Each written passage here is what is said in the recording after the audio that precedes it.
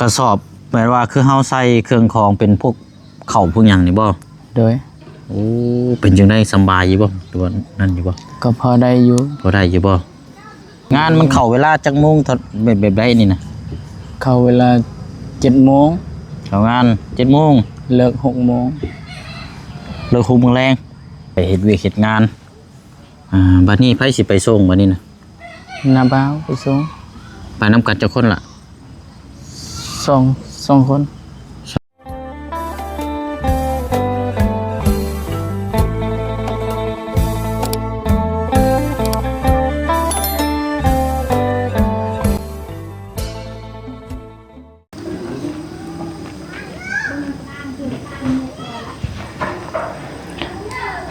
คือเงียบแค่เงาแท้นี่เนาะไปใส่เบิดนี่มิดสมอยสมีแท้นี่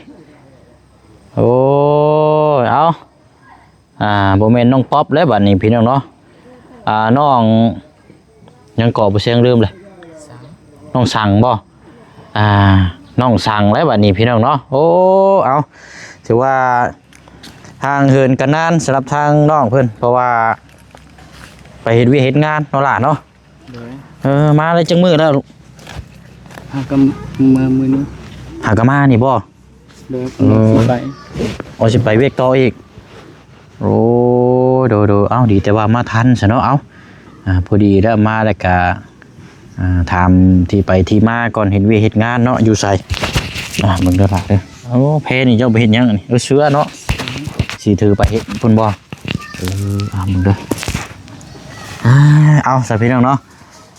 สบายดีเด้อพี่น้องเด้อเนาะสบายดีพี่น้องนำกันเบิดสุขุสุคนนะพี่น้องเนาะเคสของทางน้องป๊อปเนาะหรือว่าทางครอบครัวน้องป๊อปในตอนนี้ก็ถือว่ามีข่าวดีอย่างมาต่อเนื่องเนาะนี่ก็ทางทีมงานก็จะรวบรวมเงินสมทบเนาะจะได้สร้างเป็นไม้เส้นบัดนี้พี่น้องเนาะเพราะว่าไม้เสาแล้วก็ตีนเคียงก็มีแล้วที่สร้างเป็นไม้เส้นมาก่อนบัดนี้เนาะเอากะยินดีนะน้องพี่น้องเนาะกะมาเรื่อยๆเพราะว่าเขาแรกๆเขากะโอ้ยนักใจอยู่ได้พี่น้องเนาะเพราะว่ามันบ่มีงบที่ก้อนกำลังจิดึงไปได้นะพี่น้องเนาะ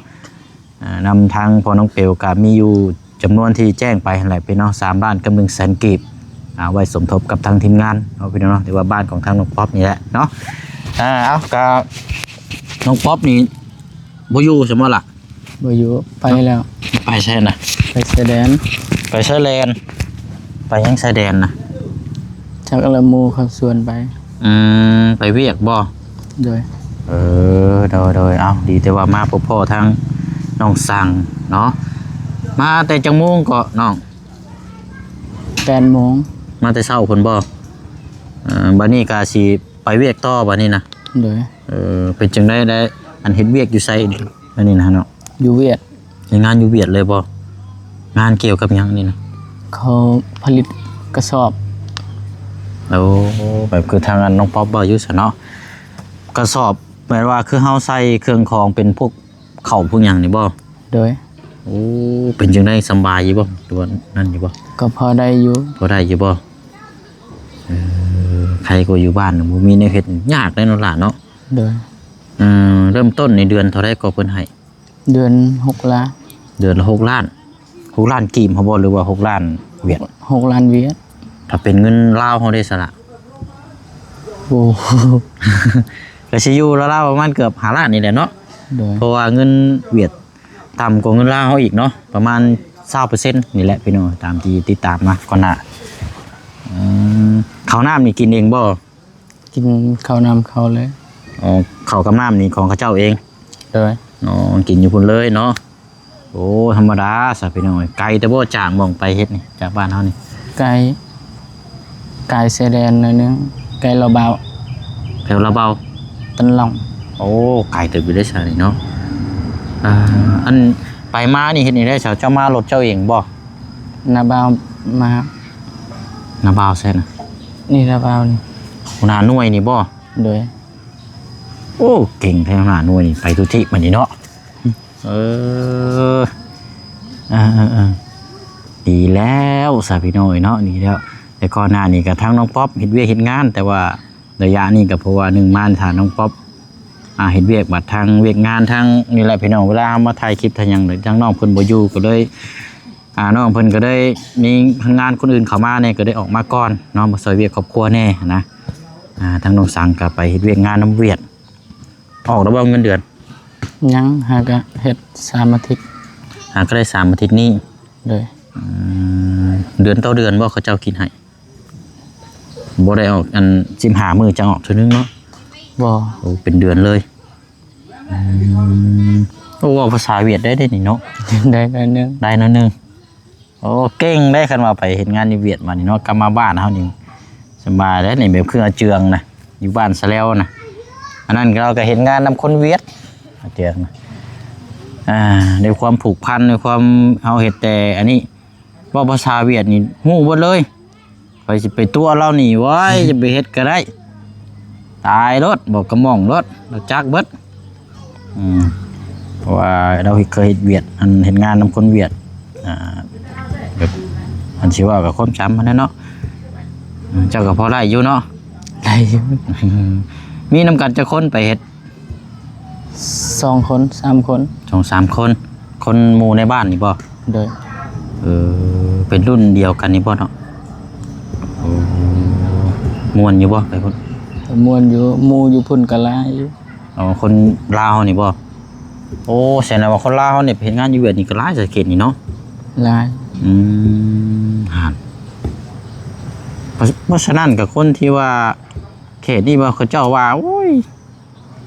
เฮ็ดงานบ่มีงานมีเวียกพี่น้อยก็ลองไปสมัครนี่ไปเฮ็ดเวียกน้ำน้องเพิ่นมีเบิดงานเนาะใครกูแก่กล้วยก็ยังอยู่ดอกเนาะ ใครอยู่ ดีๆซะพี่น้องเพราะว่าข้ามไปเวียดนี่ก็เพิ่นบ่ได้เฮ็ดหนังสือหยังเด้เนาะ บ่ได้เฮ็ดหยังบ่มีแต่ว่าเฮาข้ามไปแล้วก็เฮ็ดงานได้เลยพี่น้องคันสิว่าก็อยู่ในความขยันชิ้นเดือนมาเพิ่นกระจายเนาะบ่ได้มีใบขับขี่บ่ได้มีหยังสักอย่างพี่น้องคันสิว่าก็มีแต่เอากำลังกายเฮานี่ข้ามไปแล้วเฮ็ดเวียกเลยคือเฮาไปเฮ็ดอยู่ทางฝั่งไทยนี่บ่ได้เลยนี่พี่น้องเนาะพี่น้องเพิ่นให้เฮ็ดหนังสือถูกต้องตามกฎหมายแล้วจังสิเฮ็ดเวียกได้ข้ามไปนี่ยากเด้ออันนี้เฮายังว่ามีแต่แห้งแล้วก็ข้ามไปเฮ็ดเนาะใครอยู่ได้แต่ว่าก็นึงมาเนี่ยไปต้องผู้ชายก็ต้องไปหลายคนน้ำเนาะเอาเริ่มต้นเดือนแรกก็สิสู้ๆก่อนเนาะ คิดว่าสิอยู่เฮิงเติบบ่เนาะ บ่ฮู้กัน ดูไปก่อนบ่แต่ว่าก็โอเคอยู่เนาะ โอเค งานมันเข้าเวลาจักโมงแบบใดนี่นะ เข้าเวลา 7 โมง เข้างาน 7 โมง เลิก 6 โมง เลิก6 โมงแรงบ่ได้มี OT อยู่หยังบ่ บ่มีแต่เขาเฮ็ดตอนกลางคืนนะตอนกลางคืนก็เข้ามา6 โมงเลิก 7 โมงเช้า เฮ็ดงานแบบกะหลายคนบ่นี่นะ โดย โอ้เฮ็ดงานกะหลายคนพี่น้อง อาทิตย์หนึงกลางเว้นก็อาทิตย์หนึงกลางคืน เจ้านี่เข้ากะตอนไหนซะกลางเว้นบ่ กลางคืนแล้วอาทิตย์นี้ สลับกันเนาะอาทิตย์นี้เจ้าเข้ากลางคืนแต่หมู่เจ้าเข้ากลางเว้น โดย แบบสลับเนาะ อาทิตย์ละคน อาทิตย์เนาะเปลี่ยนกันดีใช่พี่น้องเนาะทางน้องป๊อปกับบอยู่เนาะกะในแรกกับพี่น้องที่เฮากันอาจจะได้รับรู้น้ำกันแล้วพี่น้องเนาะยอดสมทบมากกะตัว19 ล้านปลายนี่แหละ19 ล้านน้อยๆแล้วก็น้ำเชียงมีอยู่3 ล้าน 19 22น้ำประธานป้องน้ำบีบบ่แต่ว่าน้ำบอดี้นี่ทางบอดี้ว่าสิเอาไพ่เข่าหรือว่าสีได้ยกเลิกหรือว่าจังไดแล้วพี่น้องก็ติดตามเบิ่งน้ำกันแต่สิอยู่แล้วเกือบยอดสมทบในตอนนี้นี่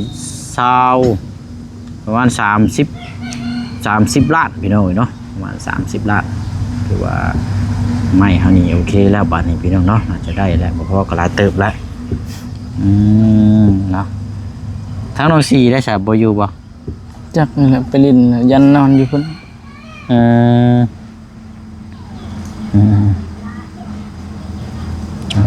เนาะดีแล้วซะเนาะ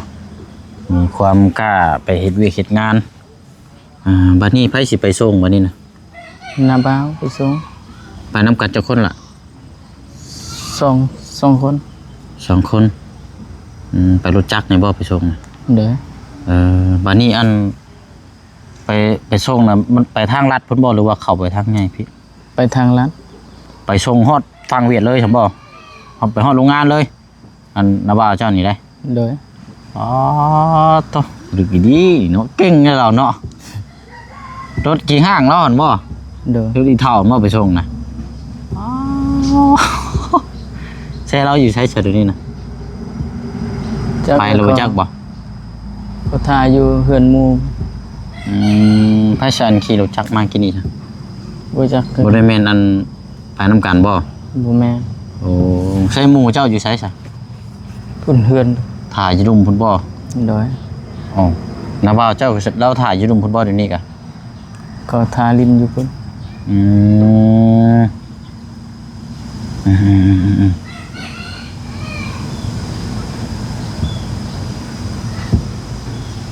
อันนี้มาเยี่ยมมายามซื้อๆอันนี้เนาะ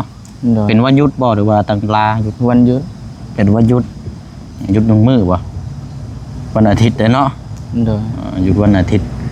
แล้วก็มื้ออื่นก็ลุยเวียกต่ออีกแต่ว่าสิกลับเมื่อเฮ็ดเวียกแล้วบัดนี้เนาะ เด้อ เอา กลับมารอบหน้านี่จะว่าเฮือนเราเบิ่งจะว่าตั้งเสาเราบ่จักพี่น้องเนาะ ประมาณ2อาทิตย์กลับอีกเทื่อนึง 2 อาทิตย์จังก็มาอีกเทื่อนึงเนาะอืม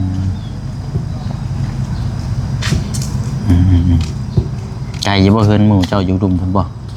นี่เฮือนตัวนี้ อันย่างไปเบิ่งได้บ่ ได้ เจ้าไปเวียกเลยเนาะเจ้าสิไปตอนนี้บ่ ยังจากนั้น จังน้อยบ่อันใช่แม่เจ้าได้สับไปใช้ ปุ่นแม่ไปลิน บอกเราได้แล้วว่าสิไปเฮ็ดเวียก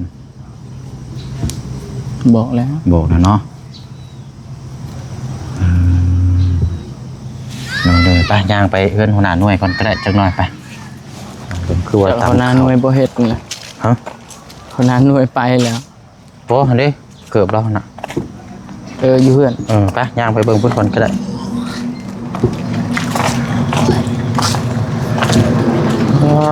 เนาะนี่ได้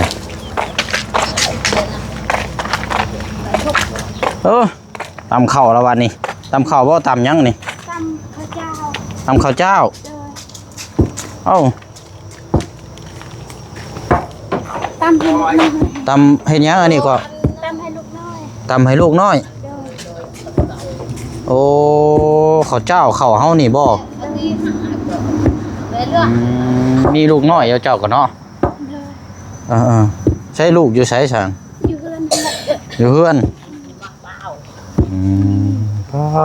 เนาะโอ้ดีๆนี่ตำข้าวให้ลูกน้อยพี่น้อยลูกใหญ่นี่บ่มีเนาะ เด้หัวหน้าหน่วยนะไปจังมุ่งหัวหน้าไปส่งลานจังมุ่ง ร้านจะไปเมื่อไหร่ก็ช่วงนั้น ตำพร้อมได้ใช่หมูเจ้าพร้อมแล้วบ่จังน้อยบ่ ยังบ่อยากไปเถอะ ลงในร้านไป คือว่าแล้วไปกับบ่ได้ไกลปานใดเนาะ ไปไกลเอ้ย ใช่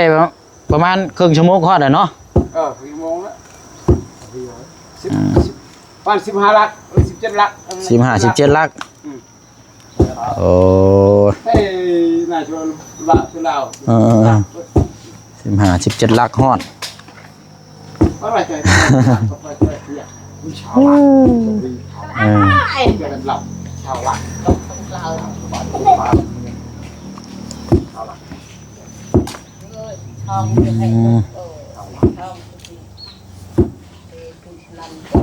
อันนี้ทางเนาะมาลิ้นเนาะยังบ่ทันได้มีเงินได้พี่น้องเอ้ย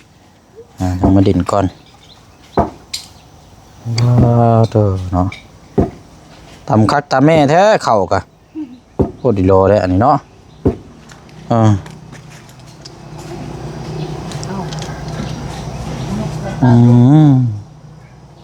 นะเบิ่งใกล้ๆก่อน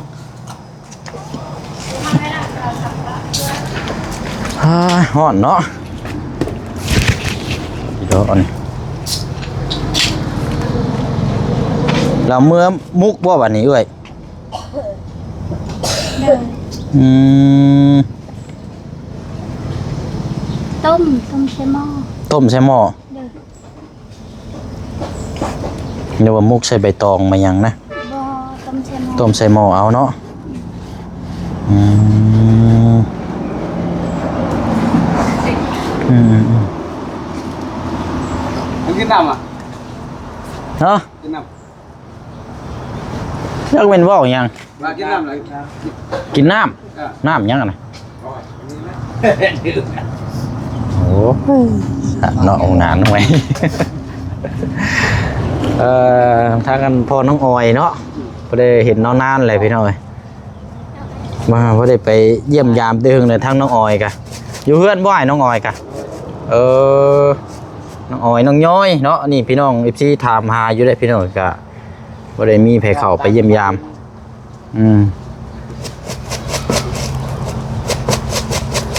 โอ้เนาะโอ้ดีดอนี่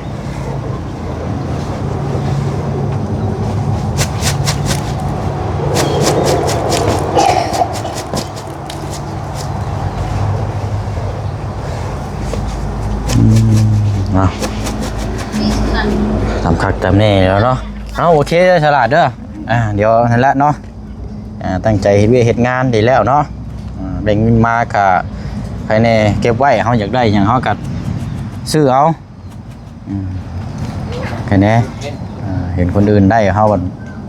บ่หาบัดก็บ่ได้เลยเนาะ อายุเท่าไรก่อเจ้านะ 17 ผม17เลยพอดีและใส่เพชรน้องๆกำลังสร้างเนื้อสร้างตัวกำลังอยากเฮ็ดเวียกเฮ็ดงานสำนี้แหละกำลังลุกกำลังมันเพื่ออันร่างกายกำลังเหื่อยแห้ง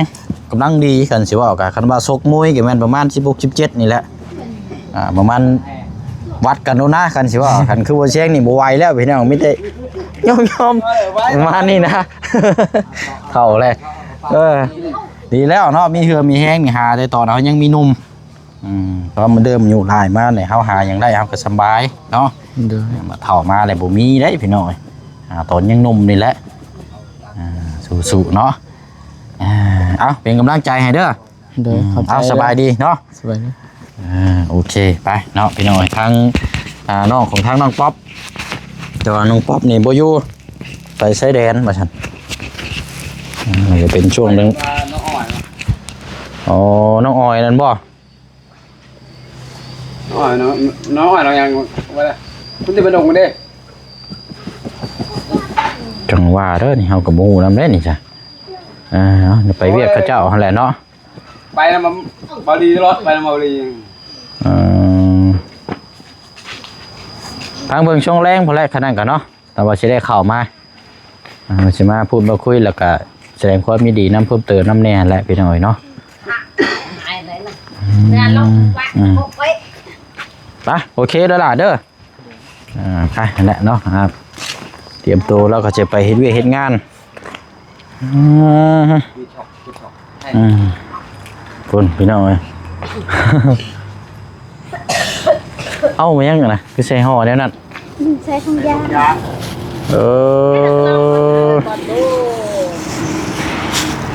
บ่มีอันนั้นใส่บ่ใส่ถุงยางเอา ป้าเปิ้นตาเหิมถูกป่ะ จากโครงการและบอกเลย ตำเลยก็ตากแดดให้มันแห้ง ตามแล้วก็ยังสิไปตากแดดอีกอยู่โอ้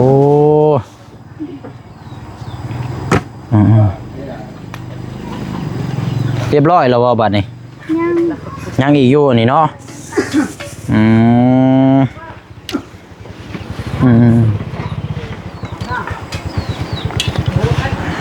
ตำเข่าให้ลูกเรากับพี่น้อยเนาะไปเนาะโอเคไป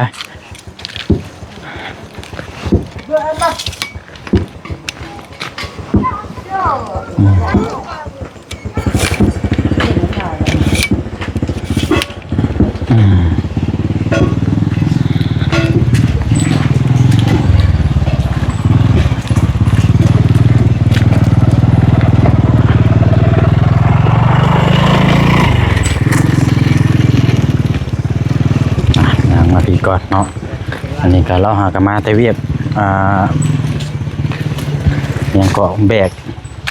กน้ำตาลได้ทางนี้ก็เนาะ เด้อ โอ้เอาบ่ได้พ่อนานสบายดีเด้อ สวัสดี โดยงานแบกน้ำตาลอยู่ชายแดนนี่บ่ อยู่กระตุกอยู่เพื่อนไม่เท่า โอ้จ้างเพิ่นเฮ็ดได้นำแบบได้นี่นะ เป็นกระสอบ เป็นกระสอบบ่ เด้อ อืมโดยมื้อนี้อันมาเวียกมื้อนี้มายามครอบครัวมื้อนี้เนาะ เด้อ ว่าวันอาทิตย์วันหยุดแน่พี่น้องเอานั่นแหละเนาะก็มาหาทางน้องป๊อบแต่ว่าน้องเพิ่นบ่อยู่ เด้อ ทั่วไป นำหมู่ ว่าไปชายแดนบ่คือยินน้องแล้วว่ากินนี่ เด้อ ก็เลยถามพูดคุยกับน้องแล้วพอดีเลยกินนี่ก็ไปมื้ออื่นบ่อ้ายคือไปมื้อนี้อีกว่าเจ้าก็เฮ็ดเวียก มือ ไปมื้ออื่นบ่ เด้อ อืมก็พอเฮ็ดอยู่แล้วมาเฮ็ดงานกันเนาะ มือก็เฮ็ดอยู่มือก็มันแบบยากแน่ โอ้ มันเวียดมันบ่ให้เฮ็ด มือเฮ็ดแหน่มือบ่เฮ็ดเนาะ เด้อแต่มันมือว่ากับเหงื่อตลอดมัน เปลืองละมัน แม่นั่นแหละเนาะค่าน้ำมันค่าการเดินทางเฮานี่แหละเนาะ โดย อืม เมื่อเป็นอาทิตย์2อาทิตย์เมื่ออาทิตย์หนึง ประมาณนี้เนาะนานๆไอ้ดอกอยู่ใกล้อยู่เนาะมันคือแบบคืออยู่ฝั่งไทยข้ามมาชินี่โอ้ยยังเป็นปี2ปีพุ่นแล้วน่ะ เด้อ อันนี้เฮายังว่าใครเด้มันเฮามารถส่วนตัวเฮาเนาะ โดย มันบ่ไกลปานใดพี่น้องเอ้ยใครอยู่มัน17-18ลักนี่แหละประมาณสำนั้นแหละ สิไปลักก็บ่ไกลเนาะเนาะอันคันนี้บ่ขี่ไปเฮ็ดเวียกนะ โดยคันนี้มีแต่คันนี่แหละ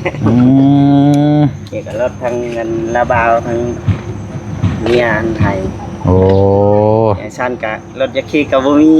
ดีแต่ว่าเราให้คันนี่พอได้ขี่เฮ็ดเวียกเนาะ โดย เอ้ยเนาะ